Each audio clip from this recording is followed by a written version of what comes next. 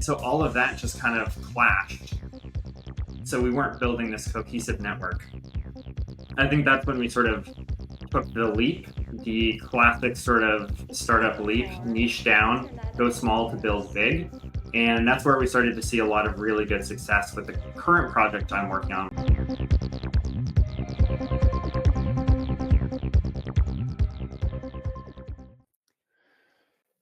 Oh yeah, we are back, and Twitter sucks. I mean, I don't even know where to start this episode. I've had the privilege, the true honor of being on vacation for the last week, and just barely got back yesterday. And apparently, it was a busy week of I don't even know how to describe the general discourse on Twitter today or over the week. Feel very lucky that I haven't been a part of it, I think, because it just seems like we've got like absurd takes upon absurd takes that I would feel like I would want to rage reply and then think better of it too. So I'm sure that probably happened quite a bit. Yeah. I mean, I'm fortunate we had a lot of stuff to be heads down on. So I would open Twitter and be like, okay, nope. This is not attracting me away from the work I need to do at all. So this is great. Yeah, I love it. And PC survived the week. I survived the week. Same situation, honestly. I was in and out of Twitter because I don't know, just heads down making pictures. I mean, should we plug? Do you want to plug one of those pictures right now? It seems like a good time. Oh, let's do it. Okay.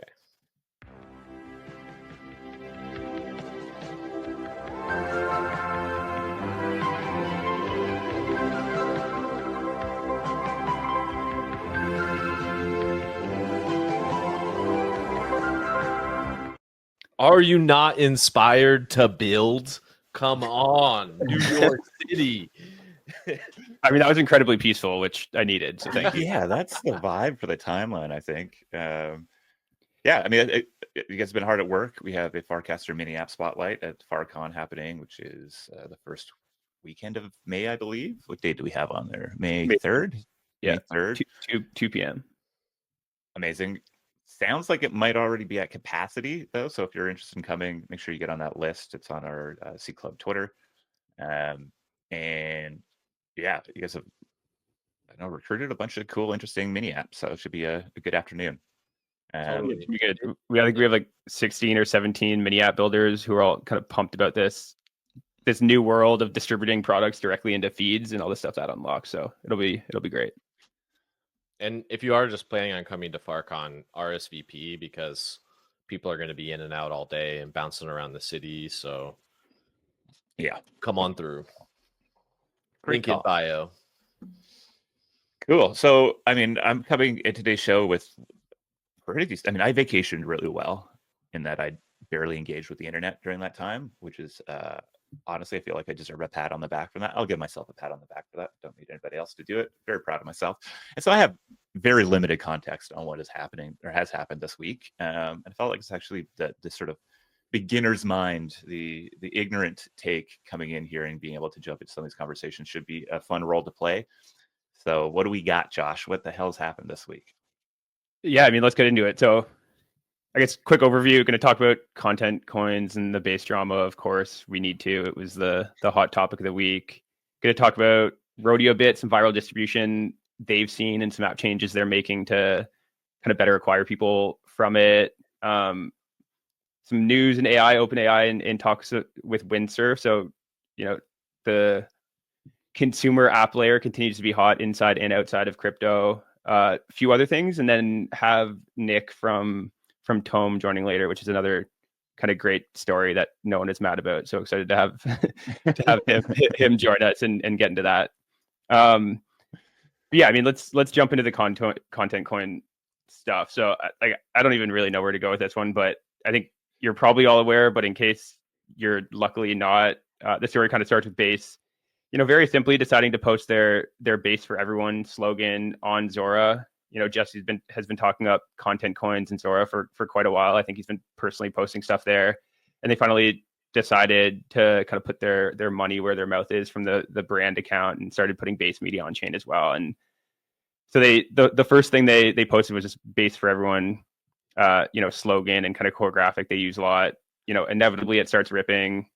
It's the core base meme launched by Base itself. So people very much started viewing this as a kind of base signed meme coin. And for the first, I think, hour, everyone was happy. It was going up, and there was joy in meme coin land. And then I think maybe 2 hours later, they posted another piece of content on Zora. I think it was like a Farcaster or Farcon poster for something they're doing there. And which is like a fair move when you're viewing it from this kind of content coin lens that they've been operating from. But of course, that's not how the majority of people were viewing this. They saw this kind of initial coin as a meme coin, and Base committing the cardinal trench sin of launching another token shortly after they launched a token.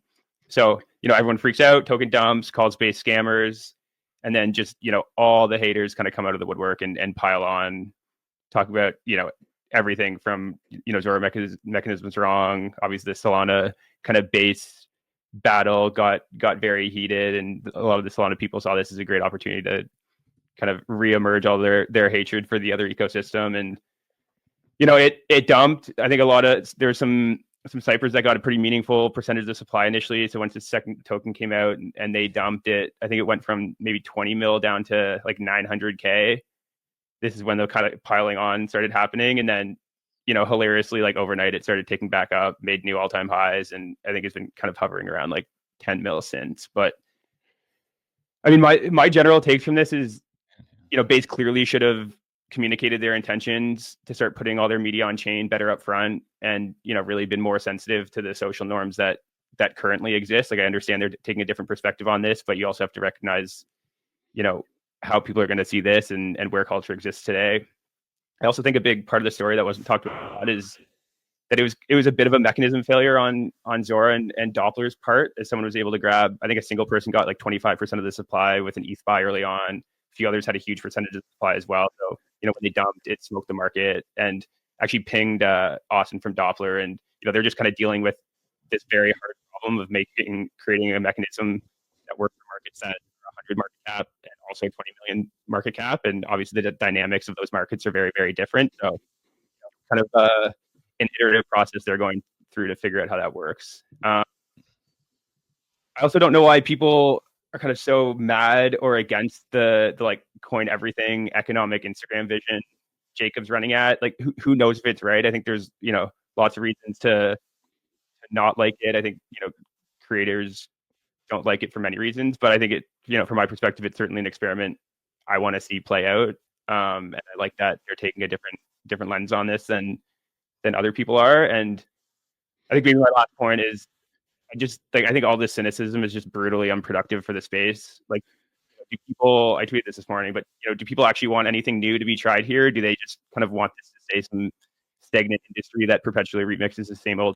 And the more, like, I think this attacking just creates this environment where no one's going to want to do anything new because they're going to be scared that they're going to get attacked and piled on and become the main character. And I think Base and Zora are trying to figure out how these new tools can create a better internet and allow people to capture way more of the value getting created. So I don't know. I want people with new weird ideas to kind of feel supported in that pursuit. And the timeline did not feel like a place that is promoting experimentation this week. And Pete, I think you said it the best before we got on the show here. What was your one line? Forget. Oh, this is what happens when we don't have a meta to bid. Yeah. Yeah. Right. It just feels like people are just down bad, having a bad time, and then something comes up that is a bit of a narrative violation or a context violation, and then the challenge with all the feedback is like there's really reasonable takes here that would be sort of helpful to get into, but that 98% of, I think the founder of DAOs.fun was calling Jesse a or something like that on the, like what are we talking about here, folks? Like this is just like like the you're not serious people meme needs to keep coming out here, because it's just the whole coming out without having any of the context on the actual launch. It's just seeing the reaction to it just seems absolutely absurd. I think I broadly agree with your take, Josh. There is an attempt here to go see if markets can curate content and distribute value more effectively than the centralized platforms like and algorithms like Twitter and Facebook. I don't see how that's not a good thing to go to go run at in some way. Is the current Zora mechanism correct? Probably not, right? Like I think like the core issue here of allowing somebody, the price discovery around these small markets is a big challenge. It's a big challenge on Pump.Fun. It's a big challenge on Zora. I don't think that the innovation here is done, and I think that the way you get to that is by experimenting, launching things, etc., moving forward. And so like this sort of meta thing that Pump.Fun has kind of defined a certain meme coin meta, and there's never and that's the meta going forward or the social context going forward. Just I think is a rewriting of history here in a way that's like ignorant, quite frankly. And I think we'll see Pump.Fun continue to innovate on their mechanism and how to go at that big goal. And I think we'll see the same thing from Zora. And I think this overall sort of hate for change or for attempting to go after new markets or launch new mechanisms is just going to hinder both founders' abilities to go and actually go run at that. And I think more so, if you think that the timeline this week is an example of people who are not afraid to make just absurd, scandalous takes to get attention, and all the other people who are actually having, I think, very thoughtful takes of it see zero value in actually going out and sharing that on the timeline. Mm-hmm. And so it's happening in the group chats, it's happening in the one-on-ones. And so you just have this dynamic where absurdity flourishes and everybody else is just like, I'm not interested in it. And, it's a social media dynamic that maybe will continue to exist and we sort of have to navigate. So fair, but I don't know, man. Like, why would somebody come and build in crypto if this is the general vibe, Exactly. right? And I think that's the thing. It's like there's 10,000, 20,000, 30, 40,000 people who care about this sort of shit, and you're angry about people trying to go and do new things, trying to reach new audiences. Yeah, I think that's absurd. Yeah. Now, I think there is a fundamental question. It's like, should content be coins? Should everything be a token? And I think there is this sort of, tension between the idea that, a token represents something of value that you're sort of speculating on that value growing in the future, and that, some fundamental value needs to exist for these things to go. And I think that's a very fair take. It's not one that we sort of really embraced in crypto for the last 10 years. Maybe it is the right one to go embrace as regulations change, etc. I think there's also fair critique of whether the coins are better for creators and maybe what the ultimate goal is here. Because I think Lucas from Pods came out today and kind of showed the relative earnings for a creator minting on Pods, which uses NFTs versus coins. And, for low bids and for communities, maybe it's better to be using NFTs. And of course, I think there's a lot to be desired in improving the underlying market creation mechanisms, which I would say is probably the biggest challenge in crypto right now. We have one model that everybody's running at, and it clearly doesn't work for retail. It's a low float, high activity token launches. And then there's what? Meme coins. And so I just think we're focused on the wrong things here. There's a whole lot of other dynamics obviously going on with the ecosystem versus ecosystem, with Fed chain versus not, all that sort of stuff. Fair play, whatever. But man, I think overall, anybody piling onto this sort of stuff right now without a nuanced take is just really creating a dynamic where new people coming into this industry are just really not going to want to launch a thing, or are going to be sort of still locked into a meta that is not really working, guys. Like I think if we think that the meme coin meta is reached its peak and there's never sort of new turns of innovation to be had there, then I think it's cooked, right? So I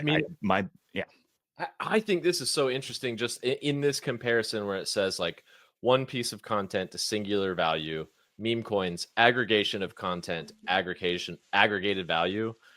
That idea of a coin having singular value versus aggregated value is really interesting. But I think that Zora, our definitions of tokens harden so much. And this is a really annoying tweet that I made. But the idea is that in all ways of publishing, you're creating patterns that people pick up on. So Bitcoin was launched with a white paper, and for the next 8 years, every coin launched with a white paper, and that was a pattern of how you launch a token. The white paper was the token, like that, right? 100%. And meme coins created a way of publishing tokens. And I think that there will continue to be iterations on that. But to actually suggest that, like, you know, a meme coin is an aggregation of, it's like on Pump Fun, something happens. There are 100 competing coins for the exact same thing, and people choose one. And similarly, one piece of content to singular value, I don't think that it will actually play out that way. What people want to latch onto to support a creator, we won't, no one will decide. The community will be that ingredient, and you have to create as much surface area to reach people so that they can decide what is valuable. Because I think that's the experiment, right? So Well, I think part of the problem too for it. is like everyone in crypto just exists at this like weird abstracted layer where like we're like participants in crypto and using like crypto broadly instead of using, you know, Pump Fund or Zora or any of these specific products. And I don't even think like defining broad categories of tokens is even that useful, because eventually when something breaks out, like if Zora goes and breaks out, they're not going to talk about the category of token. It's just going to be, I use Zora, and this is what happens when I buy the token, this thing on Zora. And so it's going to be like Zora coins or whatever, right? Or like if Instagram and Twitter both had tokens, they would have very different like norms and user experiences around them, and no one would really care or even be comparing them. They would just be like, I use Twitter for this purpose, and you know, the tokens or like economics of that platform is one thing, and I use this other product for a different purpose. And I don't know. I think we obviously just all try to over intellectualize it too much. We're all existing at this abstracted layer, but I think it's futile. We just need to build products that people want to use. Yeah, I do think there's, you know, a good lesson in here for anybody who's running a project or, you know, an ecosystem, et cetera, which is there is an understood set of norms within the broader set of people who are crypto participants. And you need to make decisions through those set of norms. And if you're purposely trying to, you know, evolve them or move away from them, you need to do that with the context of what the norms are. And I think, you know, there's probably like a one line that Base could have added to that tweet. We're launching more of these content coins to come. That would have completely changed that dynamic. And so, you know, I think there's clearly lessons for Base to learn here. I'm not sure if Jesse's learned them or not. Maybe he's just sort of doubling down, I guess, on things. And, you know, this, I think, is a result of the insane amount of attention coming their way. But yeah, and I think I'm also challenged by this because I think I've looked at meme coins generally as a really great experiment. We're asking the question of like, what is social capital valuable? You know, attention, belief, insight, etc. valuable.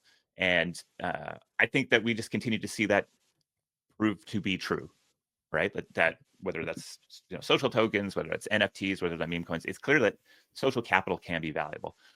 The question really is, though, how do you go do that well, and can you do it well for the long term?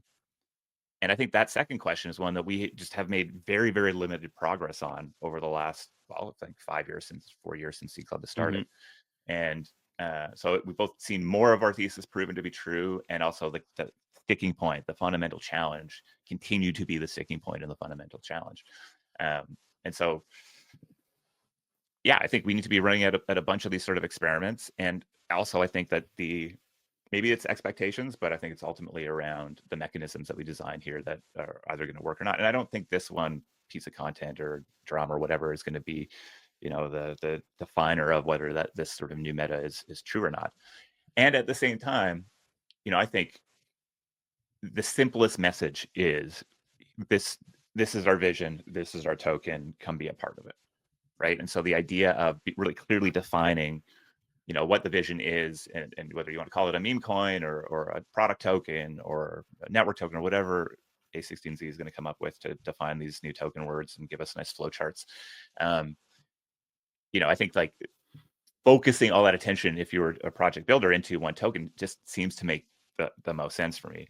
And, you know, that ultimately, you know, the Zora token here is the one that people would want to bid and be excited about and share some value in. And clearly Zora is in the business of launching tokens now, just in the way that Pump the Fund's in the business of launching tokens, and it's sort of slightly different attempts. And, you know, I guess there's a big question of whether there's still a demand at the long tail for these types of things. So I don't know.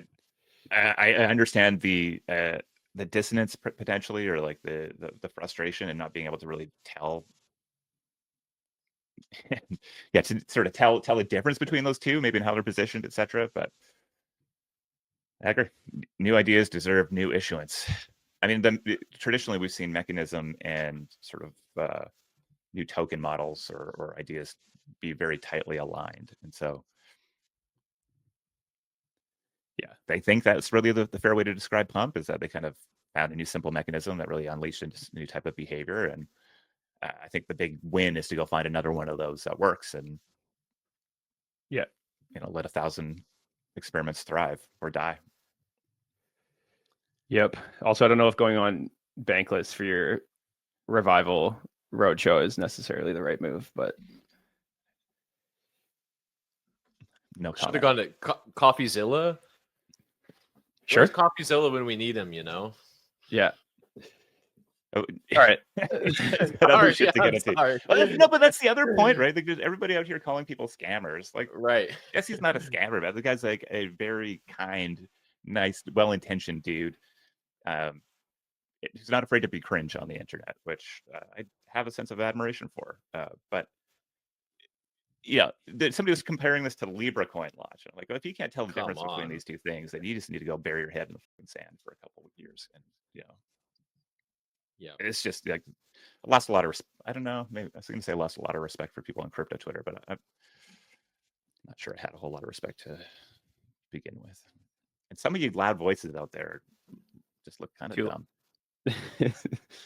Big time. All right, let's move on. Let's go to the rodeo Let's topic. get out of this. What a fucking Let's waste get out of of time. this. All right, never to be spoke of again. Hopefully, the timeline follows.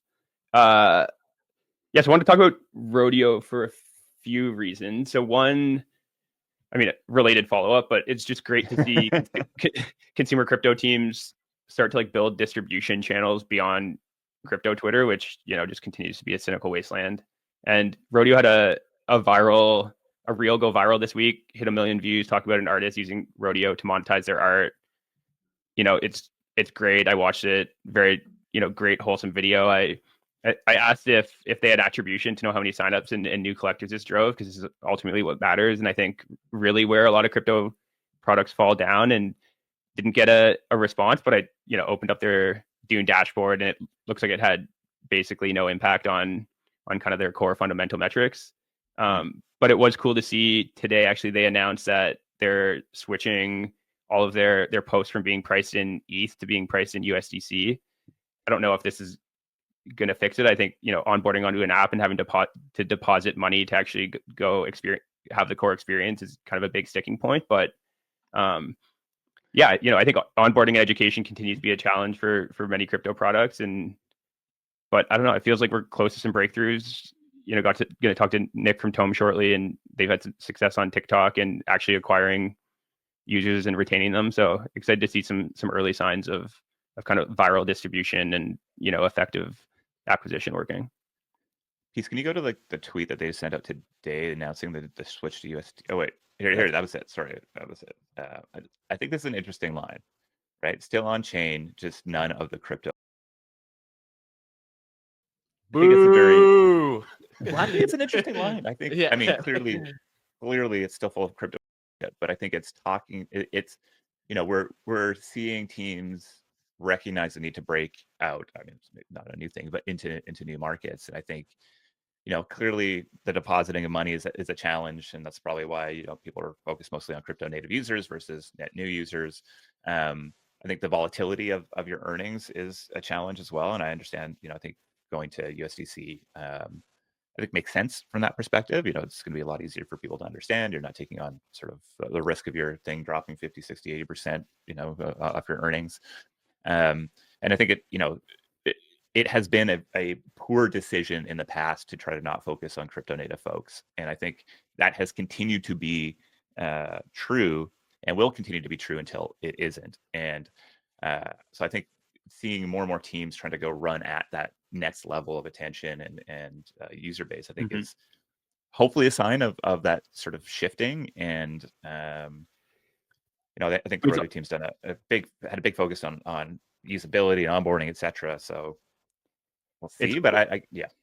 it's also cool to have these like parallel experiments running that, are ultimately, very similar vision they're building towards, but taking very different design choices. Zora, like they're both, you could say they're running it like the economic Instagram opportunity or whatever. Zora clearly holds true that having very liquid markets is a very important thing, and speculation is valuable, and we want to price attention and do that in the best way, and all the design decisions they're making are following that. Whereas Rodeo, they're taking a much more kind of creator focused approach. I think it's like posts are open for 24 hours, so not creating kind of any like speculative hype initially. Obviously, if something works, you can try to resell it for more money, but like kind of intentionally moving away from speculation and kind of highly liquid markets to try to serve the art crowd more. And it's gonna be interesting to watch which one resonates.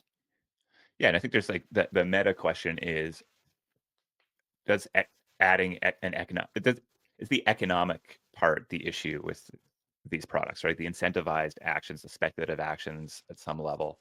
And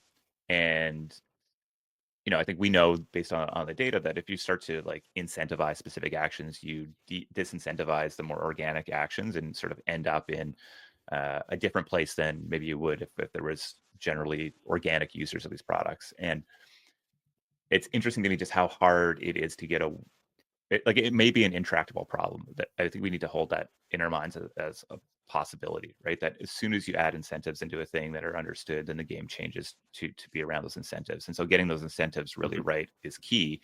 And, I always use the example of like, hey, Josh, you want to help me move? I'll buy pizza and beer versus, hey, Josh, you want to help me move? I'll give you $20. Like you're going to tell me to go F myself for $20.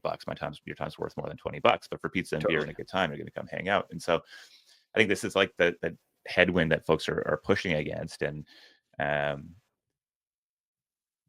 but the way we go figure that out is to go and run these sort of experiments that people get to go play alongside. And I guess I hope that there's more of them ultimately. I'm not sure if either of these are the right thing, but I think they're interesting directions to push in nonetheless. And I think, yeah, that it's one thing to say what is the right incentives for crypto native folks.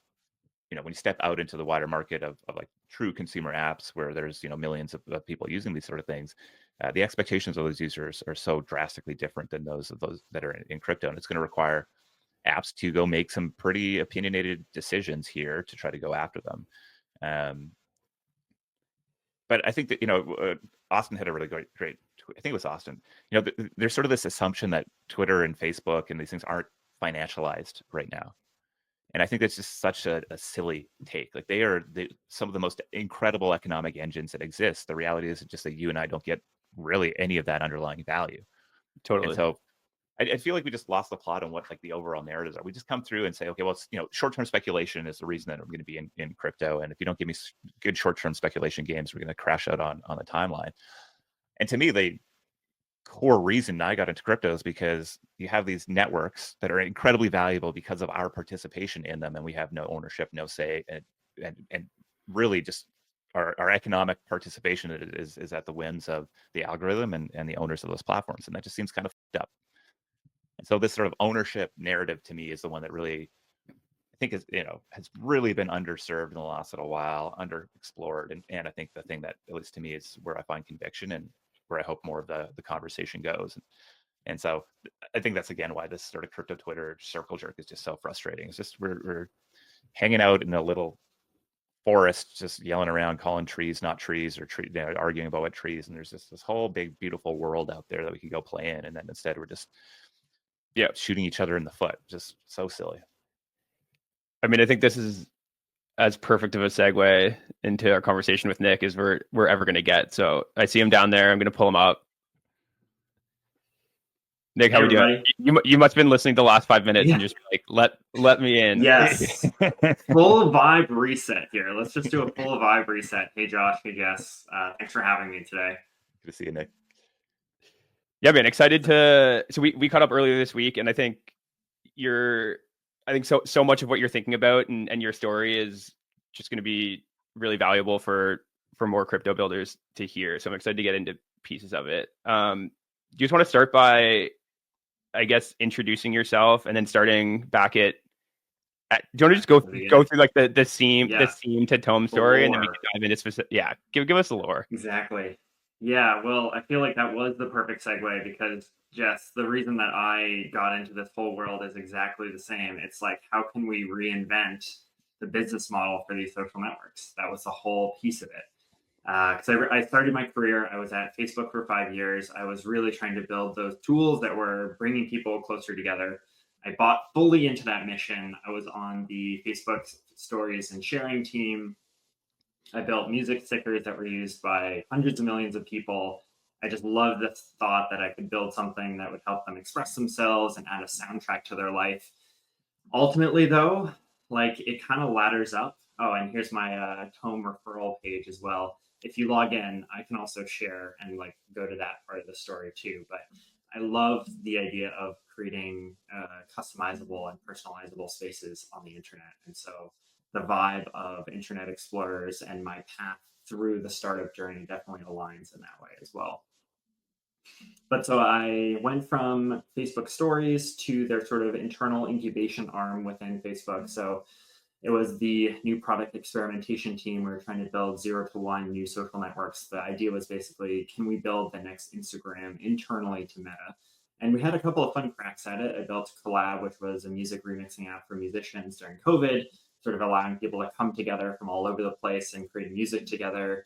A meme creation app for, again, college students.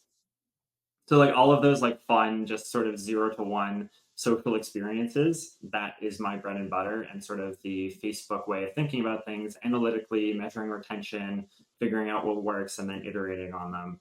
But that's when I started to really look at the ads-based business model and realize that the ramifications there are just so pernicious. Because if you show me the incentive, I will show you the outcome. I think that's sort of what we're starting to see across many different avenues here across many different industries. But the advertising business model means that I need to consolidate the data about you. The more targeting that we can get, the better we can do average revenue per user. Means that I'm doom scrolling a lot, perhaps on the site longer than I would want to, because we're just sort of in these loops. And also it means that I can't really have full agency over the platform either, because the ads need to look good against the stuff. And so that's one of the main reasons why the MySpace era of the internet died, is because we needed to optimize for the banner ads next to user content, and the stuff started like clashing with each other. So 2 birds, 1 stone. If we manage to get rid of the ads-based business model for social networks, then we can make the internet more personalizable, more fun, and monetize in a more ethically and user-friendly way, sort of turning that agency over to the users as well. So I really do believe that crowdsourced content will beat centralized content, and that is definitely true for social networks.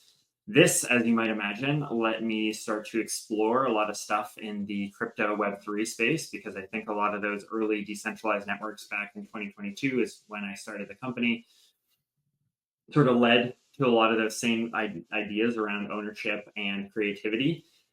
And so the first project that we launched was called Seam. It was a Pinterest-like social network.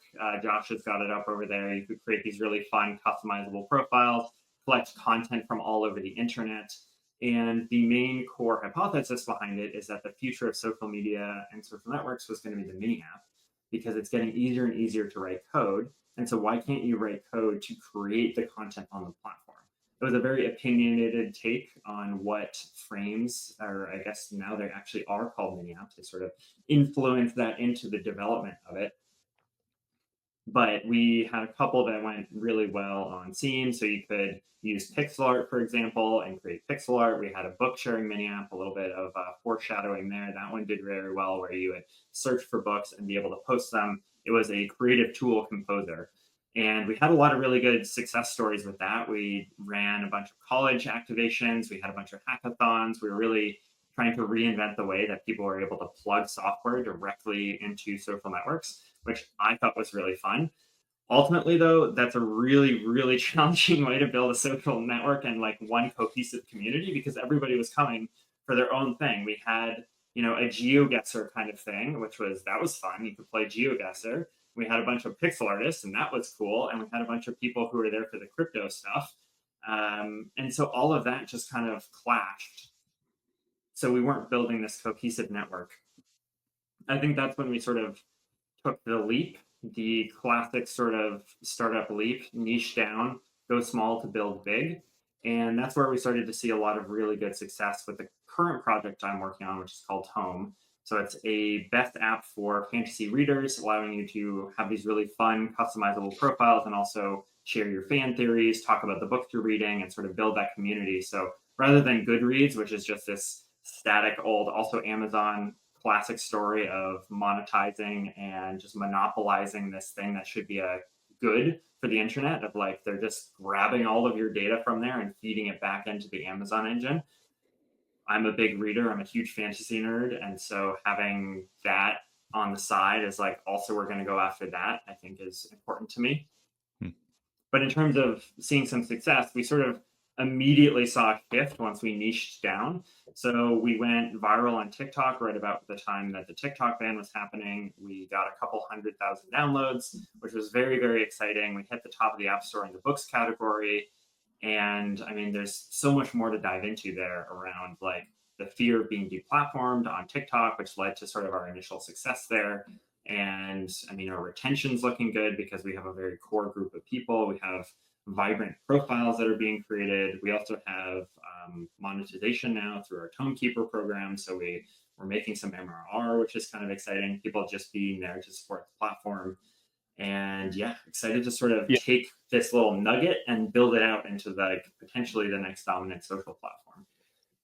That's awesome. So yeah, you had mini apps. You saw that books was one of some book related mini app was kind of the one that was performing the best. So decided to niche down and build a product dedicated to that. So once you built that product, I'm curious to go a little deeper into you going viral on TikTok and ultimately like how you pull those people and retain them. So did you built that product, and were you very intentionally trying to go run this like viral TikTok marketing strategy, or how did that happen? Yeah, that's always been our biggest distribution channel, I would say. We ran that for Seam as well, but because we didn't have as cohesive of a value proposition, just like you can build anything, but the question was always like, what is that tip of the spear? It's like, I can do anything, so what should I do first? I think it's one of those challenges when you're building a new piece of software. It's like you have to have that tip of the spear. And so as soon as we knew like, oh, BookTok doesn't actually have a great home outside of this broadcast, TikTok like experience. There's BookTok, there's Bookstagram, there's BookTube, there's so much content and so many people that are excited about all of these niche little communities. I mean, Onyx Storm, which released back in January, was the fastest selling book in the past 20 years since Harry Potter. And so there's just so much excitement here. BookTok, the tag, has over 1 billion views on TikTok. And so while it is like, okay, it's a niche, as in there's all books you could read, and then there's fantasy and sort of that romantasy genre, actually has a lot of traction. And so as soon as we started specifically going after a very targeted group of people, we started to feel like we could make a home for them and have all of the tools they needed to have their creativity expressed. Got it. So from that one viral TikTok, so 1 million plus views, is that where like primarily the 100,000 users that got you to number one on the App Store came from? Like that one, it converted that well? Yeah, primarily. That was sort of the main thing. And then the second piece was right around the time of the TikTok ban, there was a lot of consternation and fear about where the platform was going to go. And back to the crypto Web3 days, I mean, ostensibly, one of the biggest things here is the fact that you never could get deplatformed because you sort of have control over things. And so taking that ideology, I built a little tool that was a one-click take who you're following on BookTok and then automatically follow them on Tome. So claim your username. We hadn't launched yet, but claim your username. And when you do sign up, all of your following graph will be there. So you don't have to worry about that.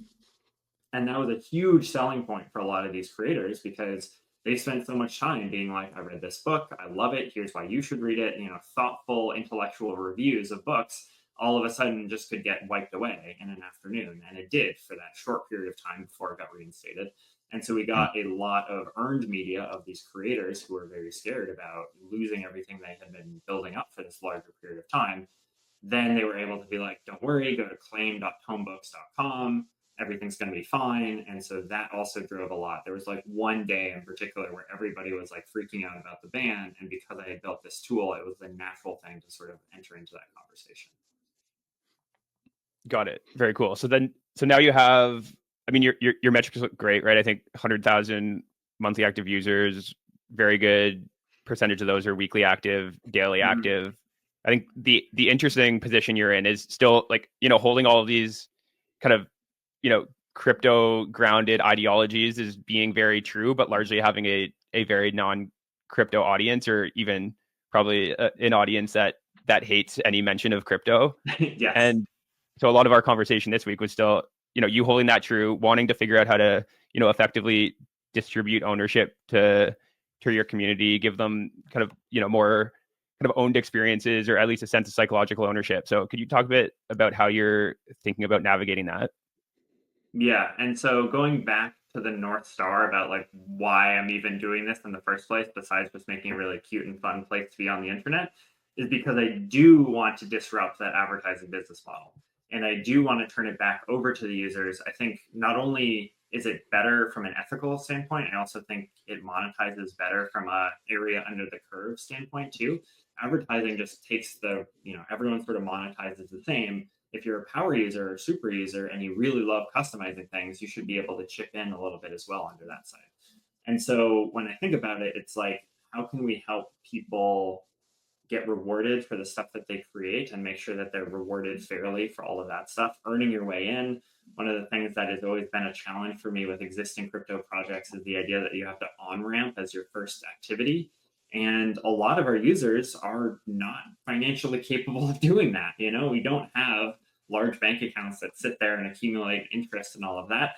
Sometimes a book a month is as best as you can do. And so being able to meet people where they are, I think, is another potentially amazing core tenet of the ideology behind Web3. Because if you are the kind of person who creates art, for example, fan art, someone can commission you for that. Or if you're an amazing reviewer and that's the book that, you know, is now my favorite book, I should be able to give you an award for that. And so thinking about the new kinds of rewards and monetization primitives that we're bringing to the table here, I think is really exciting for that sort of underserved, and bringing it back to the roots of why I'm excited about this space in the first place. Yeah, I feel like, I mean, are there examples? Because it feels like there's a pretty big gulf between the reputation systems that we've seen, or I guess like the let's call them curation reputation systems that we've seen in Web 2, and kind of like the incentivized curation and reputation systems that we've sort of seen experimented with in the Web 3 world. And, you know, I think, I don't know if you're here for it, but this sort of idea that the incentives ultimately lead to the behavior.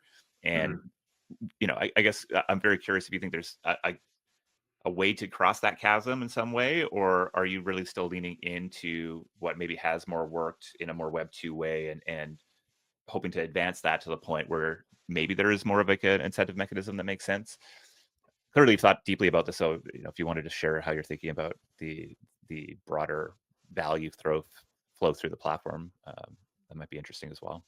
Yeah, well, I 100% agree with you. If you show me the incentive, I will show you the outcome. That's classic Charlie Munger back in the day, and remains true across the internet as well as all the other industries. I really think about the fact that the crowdsourced content will be decentralized content. I mean, you look at sort of the evolution of creative media online, and it's continuing to decentralize as we go. It started to be like from these larger studios, and we're all watching movies, to now we're sort of doing YouTube videos, and now we're starting to even sort of chop that up even further into TikTok videos. The closer you get to each individual community, the better you're going to be able to serve all of those kinds of people.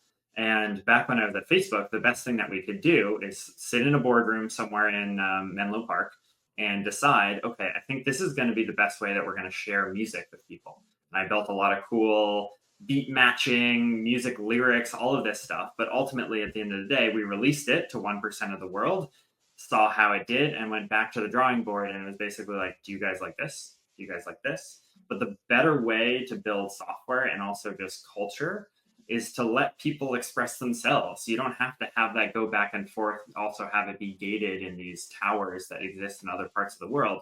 If you give people the tools to express themselves, that's going to ultimately lead to a better experience overall. And so then the question becomes, okay, how can you set up the incentives such that that happens? I think we lean towards more of a rewarding and tipping model rather than some content. I'm not the one to speak about that, so I probably won't. But I think speculation might be to the detriment of a lot of the creative stuff online. You know, Josh, what you guys were doing with the Enjoy token, I think starts to hint at the possibilities for that, because you really, at the end of the day, have that difference between intrinsic motivation and extrinsic motivation, which, Jess, is exactly what you're saying about the pizza example. The intrinsic motivation of, I just want to help my friend and there's going to be some pizza and beer, that's great, I'll do it. But I won't do it for the extrinsic motivation of, there's $20. And art is very similar in the ways that people are creating stuff on our platform. A great example of that is people created these little Tome library cards and started passing them out to each other. Some people are better at Canva and Figma than others. And that was really cute. Everyone's like writing in the comments, like, oh, can you make me a library card? And I was like, yeah, no problem at all. And suddenly the feed filled up, like, so happy to be part of this community. And then at the end of it, someone was like, you know, I just spent 12 hours of my day here. Here's my Cash App link. And that's cool. Don't get me wrong, but why can't you build the platform such that that stuff can sort of happen organically? Then you've got a lot of really cool network effects. Then you're starting to see like stuff pop off organically and the value go back to the people that created it.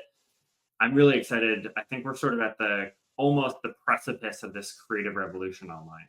So breathing some fresh air, good vibes in here, because some of these profiles are also quite gorgeous. I'm curious how you're thinking about the big vision for Tome, because I think your initial kind of mini app thesis for Seam was very right, and I think largely interest in Farcaster is picking back up because of that. So I'm curious, like, do you still see the mini app opportunity emerging on Tome? Is this just a different product altogether? So I'm curious what that big picture looks like. Well, ultimately, we niche down to a specific mini app because we saw that the books mini app was doing the best out of all of them. And so the architecture from the code perspective, I'm an engineer. I was an engineer at Facebook, so I do sort of still think in those systems. Ultimately, it is still a mini app at the end of the day. And so to expand our composer to have more mini apps in them, the Rails are already there.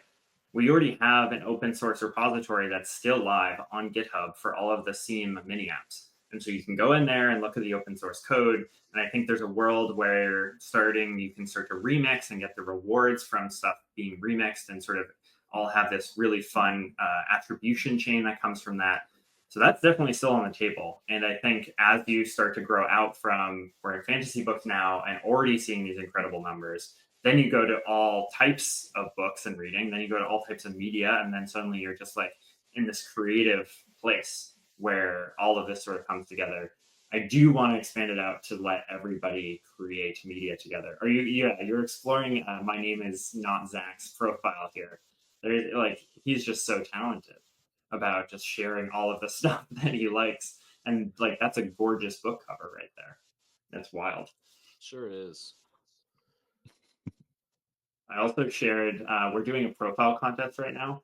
And so people customize their profiles for this specific month that we're in. So currently we're in Mentally I'm Here, and everybody is describing their mental state based on their profile customization, which is very fun. There's a lot of different takes on that, which you'll see, and there's sort of the search feed there. I love it so much.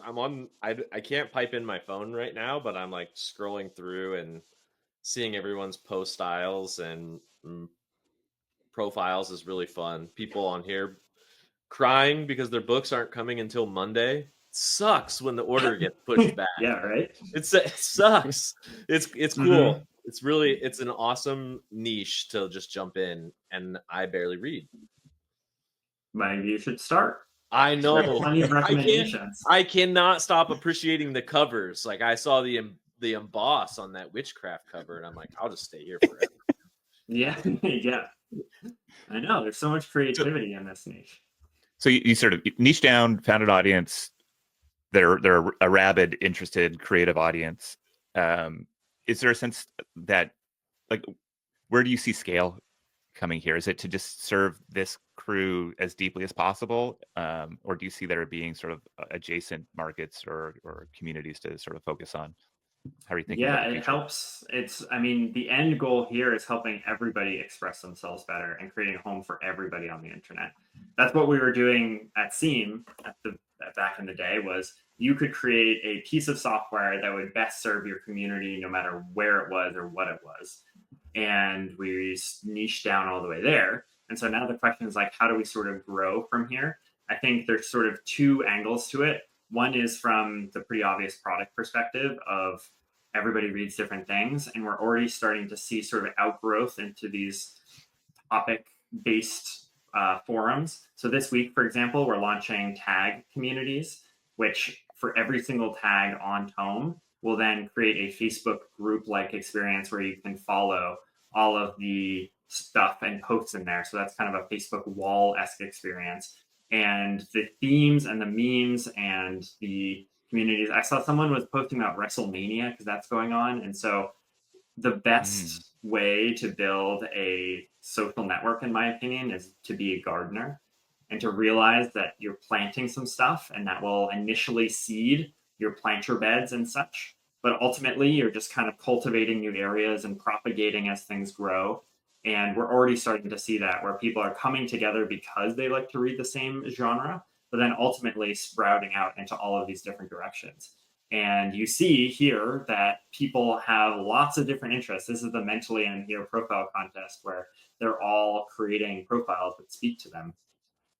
And so growing through that genre side of things is pretty obvious where we start from here and go to all books and beat Goodreads. Like, we're definitely going to beat Goodreads. There's no question about it. Their site versus ours, hands down. It's just a matter of time. And then from there, it's a question of, okay, what other media and what other verticals do we attack? I don't even think we have to do it consciously other than just making sure that people feel comfortable and safe doing it and growing out in that direction. That's one side of things. The other side of things, which I'd love to talk about, is the monetization side of things. Because I think if you set up the right incentives, especially the right financial incentives, it's sort of a supercharger for growth. And that's one of the philosophies behind a lot of Web3 is that because people are incentivized to create these kinds of things together, then they're going to go off and promote and propagate it a little bit further themselves. So we're launching a bunch of nice, not that guy. We're creating a bunch of new marketplaces. And so being able to mint and collect badges is the first step in this funnel of, given our Tomekeeper subscription, giving you some amount of tokens from that, which then can allow you to collect and mint badges that people are creating. So some of those badges are going to be for this book club. Some of these badges are going to be for identities or fandoms, and allowing the people to create those and then get some level of rewards from creating those, because there's already some amazing badges that people are just creating as images, as PNGs right now in the feed. And so going from the badge marketplace to the whole app skin marketplace and sort of having this sense where we're slowly decentralizing the creation of all of these assets to our community from the badge line. This is actually a great example here, because they won their Tomekeeper. That's what the little diamond is. They're a beta tester, they're a profile contest winner, and they got a badge for referring people. But why can't you put other affiliations there and slowly decentralize parts of their profile to the community and allow those people who create really awesome things in there to get rewarded through natural marketplace mechanics? Okay, I have to ask, like, this is design development, but the amount of transparency in your app is amazing. And Yes. is this user generated content, like these? Yeah. So you allow people to upload WebMs, or like how this is like so abnormal for most products? Yeah, I would say, a hard one to build technically, but luckily we're up to the challenge. There's a lot of media upload, downsizing, resizing, transcoding, streaming that is happening in the background. But ultimately, if you give people the power to make amazing things, I think they will consistently surprise you. So you guys rolled out, pictures, of course. It's awesome. That's to be expected. Cats and books go together very well, I think, mimetically.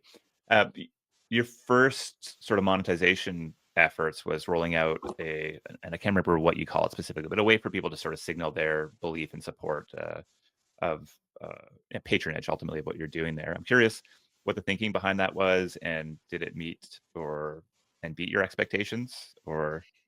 Yeah, so it's called Tomekeeper. Again, something that we didn't name, but we took from the community. I do a weekly live stream myself. Every Wednesday we launch and we do a Tome town hall. And so that's a good time where I get to talk to the community directly, face to face. I'm on a TikTok live as well as in our Discord. We've got 10,000 people in there who, some of whom tune in every week to talk about this stuff, and we can sort of float a lot of these ideas. And so Tomekeeper was really just, will people patronize us and help us keep us ad free? Because again, that's the whole idea here. And we were sort of blown away by the initial response because we put it behind, this is a little bit of Tome lore, fun story. We put it behind a little word puzzle and just a password basically, because we were like, okay, we want to give it out to our beta testers first because they've been with us since the beginning. We don't have great cohort targeting analysis on our background. And so Olivia on my team, who does all of the amazing illustrations, you can see it right there with the Tome gnome, she's incredible. And she was like, well, for a lot of concerts, you just have the pre-sale code. Like, why can't you do what Taylor Swift and other people do, is if you know the code, you can get in early. We're like, oh, that's such an easier way to build this feature. We'll just release that. No worries. So we released a little code thing and a little countdown. And I was going to go on the live and just say, the code is this, and you guys can subscribe whenever you feel like it. But I suppose what we should have anticipated is that everybody in the book community loves really good word puzzle. And so as soon as there was a little like enter the code, they went crazy for it. And they were like trying to guess, is it, what book series is this from? And I was like, okay, well, it's from ACOTAR. It's from A Code of Roses and Thorns. And like, okay, I'm rereading the whole series. Like, how many letters is it? I'm like, it's 11 letters. And so they were just guessing. And for that whole day, our Discord was just going off on like, how can we guess the code so that we can support you guys?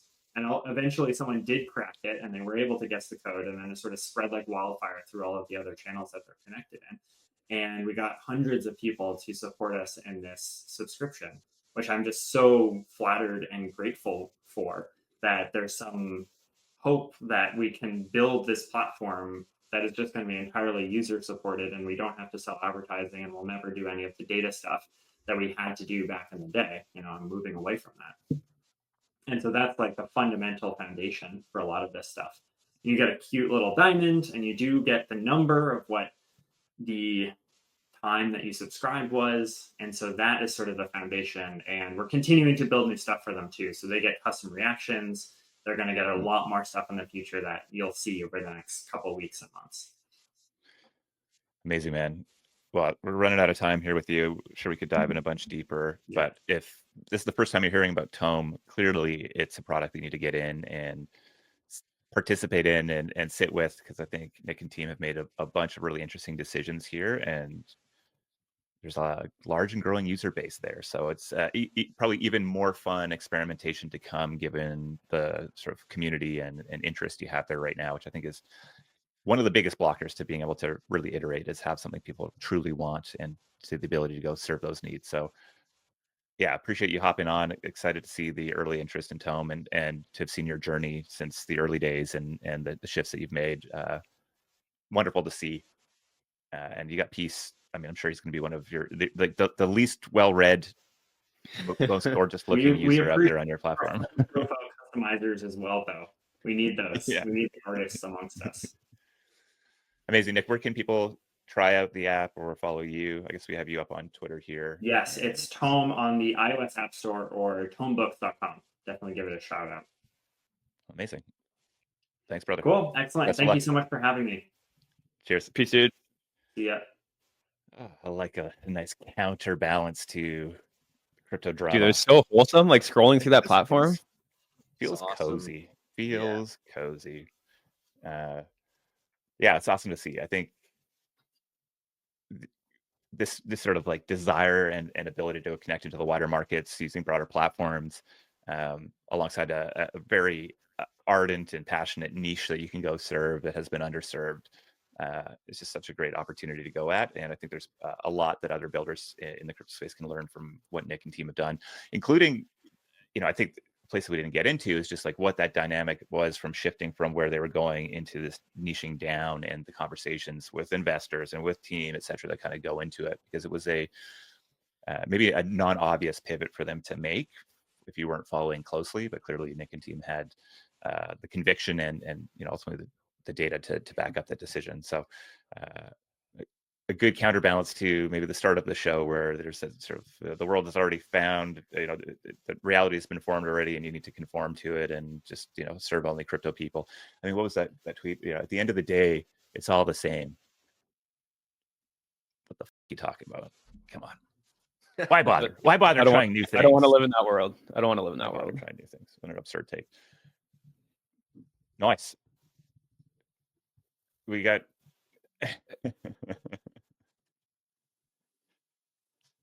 There he is, looking sharp.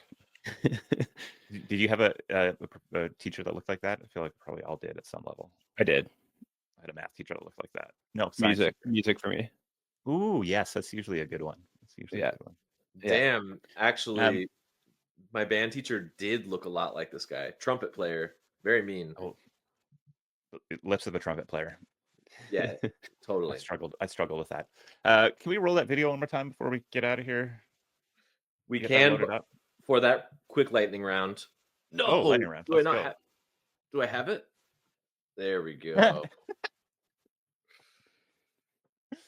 It's so honestly, it's even better. Like if you just like hung out with Hayden before, he's just like the funniest, quirkiest dude. So him saying this just is amazing.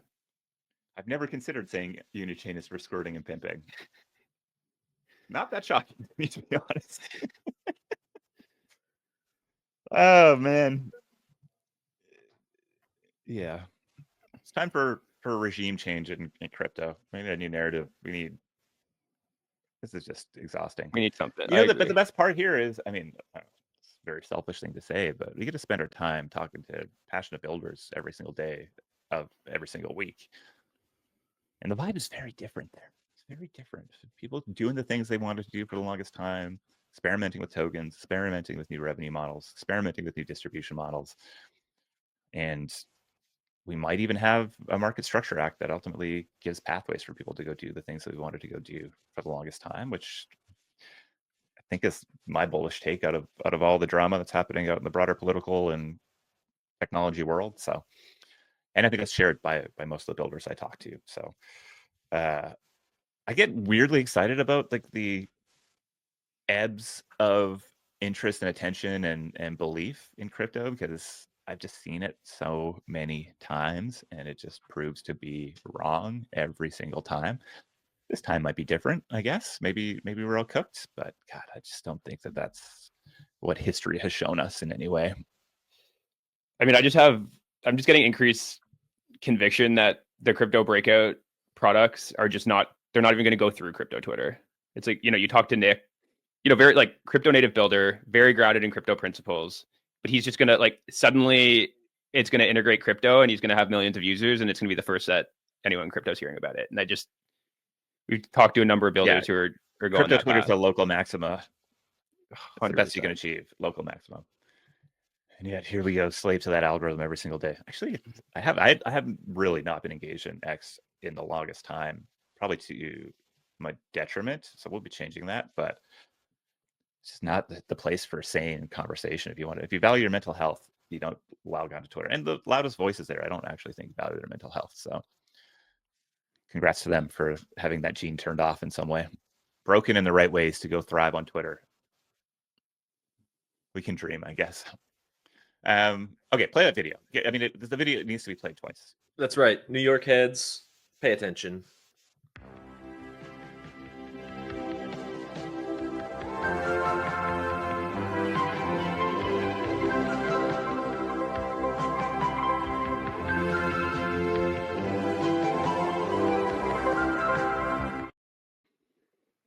Just want to like bathe in that video. Do you have the full track piece? Is that something that we can just put up on SoundCloud and let people loop in the background if they want to have better vibes on their internet? I feel like we should do that. Yeah, right. We should coin it. Probably is the thing. We'll get that up later. Yeah, I kind of like that. We should do that. Okay, dope. All right. Well, I'm back, baby. Back from vacation. As you can probably tell by my tan. Oh man, I got the good base of a farmer's tan going for my golf season already, so it should be good. But excited to jump into next week with y'all, because I think what new drama will we get to immerse ourselves in next week? It's just what I look forward to. Yeah. Is there anything else Time to- going on that we got to play? What else? Actually, Pump Party, a kind of like new live streaming platform that is being incubated on Mega ETH, but they're running some kind of experimental live streams, and they have one coming up at 4 p.m. today on their app. I don't know where to find it. I have the link. I'll share it out. But I think you should tune in because they're doing some fun stuff. They're crazy. We're investors, just as a flag there. And yeah, okay. Well, I got to tune into that because every time I talk to those guys, I go, oh, that's my take. That's the gift where he's like, oh, okay. So surprise and delight on a live stream. I'm here for it. Cool. All right. Well, let's leave it there. Episode something. We're off the episodes. Just your weekly recap on consumer crypto space. We're back every Friday, 10 a.m. Pacific, 1 p.m. Eastern. If you're not already signed up to the best newsletter in the crypto world, it's at cclub.xyz or at cclubhq on Twitter. We'll see you next week. And until then, good luck coining your content.